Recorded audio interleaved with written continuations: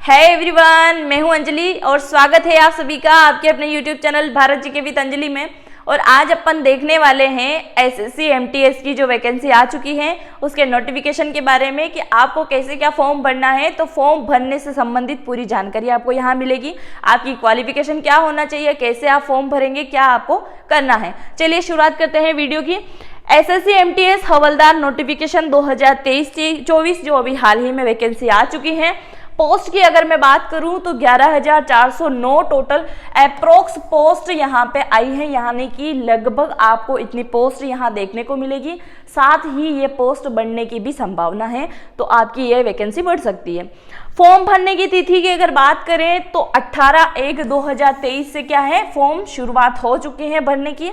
अगर आपने फॉर्म नहीं भरा है तो सबसे पहले आप फॉर्म भरेंगे, क्योंकि फॉर्म भरने के बाद ही बहुत सारे क्या करते हैं कि अभी तक हमने फॉर्म नहीं भरा है तो हम तैयारी नहीं करेंगे।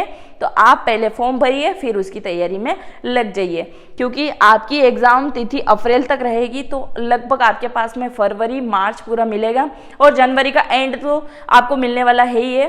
तो लगभग 60 से 65 दिन आपके पास में रहेंगे, तो आप अच्छे से तैयारी कर पाएंगे। और आखिरी के टाइम में क्या होता है, सर्वर डाउन होने की वजह से बहुत सारे फॉर्म नहीं भर पाते हैं, और बीच में अगर आवेदन करने के बाद भी कोई भी त्रुटि हो जाती है फोटो से संबंधित या किसी भी बात से, तो आप उसको वापस सही करवाने का आपको टाइम मिल जाएगा। तो आप सबसे पहले क्या करेंगे, 18 तारीख से जब फॉर्म भराना शुरू हो गए हैं तो आप पहले फॉर्म भरेंगे, उसके बाद अपनी तैयारी। अंतिम तिथि की अगर बात करूं तो 17 फरवरी 2023 तक क्या रहेगा, अंतिम तिथि रहेगी आपके फॉर्म भरने की।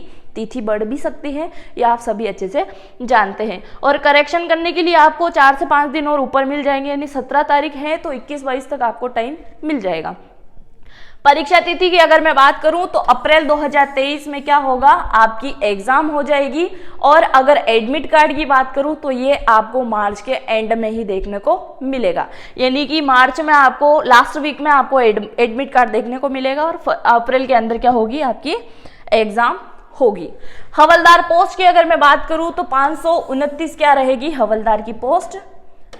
और अगर मैं एमटीएस की बात करूं तो 10,880 टोटल एमटीएस की पोस्ट रहेगी। और इसी के अंदर आपको क्या देखने को मिलेगी, पोस्ट और बढ़ने की संभावना देखने को मिलेगी, क्योंकि 14,000 प्लस वैकेंसी आने वाली है। नेक्स्ट है आपकी आयु सीमा क्या होनी चाहिए, या आयु के अंदर आपको कितने वर्ष की छूट मिलेगी। तो हवलदार के लिए आपकी आयु होनी चाहिए 18 से 27 वर्ष। 18 से 27 वर्ष अगर आपकी आयु है तो आपको फॉर्म भरना चाहिए। 18 से 27 की उम्र में आप फॉर्म भर सकते हैं हवलदार के लिए, परंतु 1/1/2005 से पहले ही आपका जन्म होना चाहिए। अगर 1 जनवरी 2005 के बाद आपका जन्म हुआ है तो आप फॉर्म नहीं भर पाएंगे। और अगर 1/1/2005 से पहले ही आपका जन्म हो चुका है, यानी कि 18 से 27 के बीच में अगर आपकी उम्र है तो आप फॉर्म भरें। एमटीएस की अगर मैं बात करूं तो 18 से 25 की एज है, और अगर 25 प्लस आप हो चुके हैं तो हवलदार तो आपके लिए है ही। इसमें भी यही लागू है, 1/1/2005 से पहले ही आपका जन्म होना चाहिए। इसके बाद अगर आपका जन्म है तो आप फॉर्म नहीं भर पाएंगे। ST/SC ये आयु कैटेगरी वाइज आपको छूट मिल जाएगी, 5 साल की इनको छूट मिलेगी, यानी कि 18-25 तो है ही है, इसमें 5 और आप ऐड कर सकते हैं, आपको छूट मिल जाएगी। अगर आप ST/SC अनुसूचित जाति और जनजाति से बिलोंग करते हैं तो ये आपको छूट मिल जाएगी। ओबीसी की बात करूं तो 3 साल की आपको छूट मिलेगी, या किसी भी एक सर्विसमैन है, अगर आप कोई भी नौकरी कर चुके हैं, सैनिक वगैरह में रह चुके हैं, उसके बाद अगर रिटायरमेंट हो चुके हैं और इस चीज़ की तैयारी कर रहे हैं तो 3 साल और आपको छूट मिल जाएगी, यानी कि 3 साल की छूट और आपको इसमें देखने को मिलेगी। इसके अलावा अगर आपकी शारीरिक प्रॉब्लम है, शारीरिक दक्षता में अगर आप प्रॉपर नहीं हैं, या फिर विकलांगता या कोई भी आपकी प्रॉब्लम है, तो उसमें आपको 10 साल की और छूट मिल जाएगी, यानी कि 10 साल की आपको इसमें छूट मिलेगी। फिर आप सिर्फ एमटीएस में फॉर्म भर पाओगे, हवलदार के अंदर नहीं, क्योंकि उसके अंदर आपका फिजिकल मांगा गया है, जो कि मैं फुल डिटेल से आगे नेक्स्ट स्लाइड पे आपको बताने वाली हूँ। तो एक्स सर्विसमैन के लिए 3 साल की छूट है, ओबीसी के लिए 3 साल की है, और ST/SC के लिए 5 साल की है। ये आपको पता होना चाहिए। नेक्स्ट है क्वालिफिकेशन क्या होनी चाहिए, तो यानी कि बहुत ही कम क्वालिफिकेशन इन्होंने मांगी है, पर पेपर का लेवल बहुत ही अच्छा रखा है जो आप देखेंगे।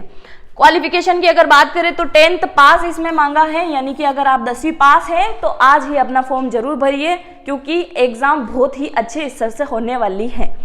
एग्जाम मोड की अगर बात करूं तो CBT मोड रहेगा, यानी कि कंप्यूटर बेस्ड टेस्ट रहेगा, यानी कि कंप्यूटर पे आपको 1 डे एग्जाम देनी होगी। सेशन की अगर बात करूं तो आपका एग्जाम 2 सेशन में होगा।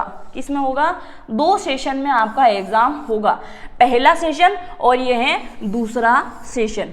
पहले सेशन को सिर्फ आपको क्वालिफाई करना होगा। जी हाँ, आपको सिर्फ क्वालिफाई करना होगा। इसके अंदर आपको मैथ्स और रीजनिंग दोनों देखने को मिलेगा। मैथ्स के 20 क्वेश्चन आएंगे, 60 नंबर के, प्रत्येक क्वेश्चन के 3 नंबर आपको देखने को मिलेंगे, यानी कि एक क्वेश्चन सही होता है तो कितने नंबर मिल जाएंगे? 3 नंबर आपको मिल जाएंगे। तो 20 क्वेश्चन है, 60 नंबर है। फिर रीजनिंग की बात करें तो 20 क्वेश्चन, 60 नंबर, ये भी प्रत्येक क्वेश्चन 3 नंबर का है। और टाइमिंग क्या मिलेगा आपको? 45 मिनट मिलेगा, यानी कि आप देख सकते हैं 1.5 घंटा आपको मिलेगा दोनों के दोनों सेशन करने के लिए। 45 मिनट में आपको क्या करना है? मैथ्स और रीजनिंग दोनों को सॉल्व करना है। अब इसके अंदर क्या होगा? ये सिर्फ आपको क्वालिफाई करना है, इसके अंदर माइनस मार्किंग बिल्कुल भी नहीं है। यानी कि मैथ्स और रीजनिंग दोनों सब्जेक्ट में से अगर आपका एक सब्जेक्ट भी परफेक्ट है तो आप इसको आराम से क्वालिफाई कर सकते हो, क्योंकि ये क्वालिफाई होने के बाद ही तो आप इस सेशन का कर पाओगे ना, कि दोनों के दोनों सेशन में पास तो आपको होना ही है। पर सेशन के अंदर क्या होगा कि 1/3 माइनस मार्किंग होगी, यानी कि 3 क्वेश्चन गलत करने पे एक सही क्वेश्चन के आपके नंबर इसमें काट दिए जाएंगे। परंतु सेशन फर्स्ट के अंदर ऐसा कुछ भी नहीं है, आपको सिर्फ क्वालिफाई करना है। मैथ्स रीजनिंग दोनों में से एक सब्जेक्ट भी अगर आपका परफेक्ट है, दूसरा कमजोर है, तो इसके अंदर माइनस मार्किंग नहीं होगी, आपको ये सिर्फ पास करना है। सबसे ज्यादा आपको ध्यान किस पे लगाना है? जनरल अवेयरनेस और इंग्लिश के ऊपर। यानी कि बहुत सारे जो मैथ्स पढ़ के बैठते हैं, इस बार आप अच्छे से देख लो, क्योंकि SSCGD की एग्जाम में भी आपके साथ हुआ है, तो इसमें भी आपको अच्छे से ध्यान रखना है। जनरल अवेयरनेस की अगर मैं बात करूं तो 25 क्वेश्चन आएंगे। कितने आएंगे? और 75 नंबर के आएंगे। 3 नंबर प्रत्येक क्वेश्चन के मिलेंगे।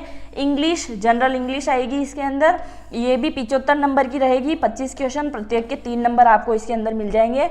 और जनरल अवेयरनेस पूरा कंप्लीट कराने की गारंटी मेरी। अगर आप मेरे से पढ़ के गए हो तो आपका निश्चित ही एग्जाम में सारे के सारे क्वेश्चन बैठेंगे ही बैठेंगे। तो ये चीज़ आप मेरे ऊपर छोड़ दीजिएगा। तो जनरल अवेयरनेस मैं आपको पूरा कंप्लीट करवाऊंगी। कल से ही मेरी क्लासेस रहेगी, पूरा भारत का जीके मैं आपको कंप्लीट करवाने वाली हूँ।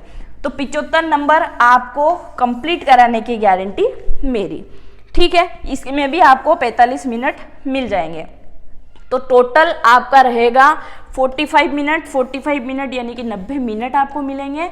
परंतु मेरिट आपकी 150 पे बनेगी, यानी कि 75 और 75 इनके लेवल की क्या बनेगी? आपकी मेरिट बनेगी। तो जनरल अवेयरनेस और इंग्लिश पे आपको अच्छा फोकस करना है, और इन दोनों के आधार पर क्या होगा? आपकी मेरिट तय होगी, न कि इनके आधार पर सिर्फ इनको मैथ्स और रीजनिंग पढ़ के आपको पास होना है। नेक्स्ट है PST टेस्ट, यानी कि फिजिकल और मेडिकल से संबंधित चीजें अपन देख लेते हैं। फिजिकल के अंदर मेल और फीमेल में क्या होगा? सबसे प्रथम आपकी हाइट चेक की जाएगी। हाइट अगर आपकी 157.5 सेंटीमीटर अगर आपकी हाइट है बॉयज के लिए, तो आप फॉर्म भरें। फीमेल की अगर बात करें तो 152 होनी चाहिए, 152 सेंटीमीटर इनकी हाइट होनी चाहिए। अगर आप आर्मी, BS या पुलिस में जाते हो तो थोड़ा और हाइट आपसे ज़्यादा मांगी जाती है, परंतु यहाँ पे 152 सेंटीमीटर, ये तो कैटेगरी वाइज आपको छूट मिलती है, आपको अच्छे से पता है। यहाँ पे अगर आपकी यह हाइट है तो आप देख लीजिएगा। चेस्ट की अगर बात करें तो 81 चेस्ट होना चाहिए लड़कों का, बिना फुलाए, और फुलाने के बाद में इंक्रीज यानी कि 5 सेंटीमीटर और बढ़ना चाहिए। लड़कियों के लिए नील है, नहीं मांगा गया है, मान्य नहीं है। वेट की अगर बात करें तो दोनों का ही 50+ होना चाहिए। बहुत सारे क्या करते हैं, रेत वगैरह थैलियों में भर के चले जाते हैं जेब में, तो ऐसी चीटिंग नहीं चलने वाली है। तो अगर आपका वेट 50 कम है तो आज ही अच्छे से खाना पीना शुरू हो जाइए, पिज्जा, फास्ट फूड वगैरह जो भी है, और आपका वेट आप बढ़ा लीजिए।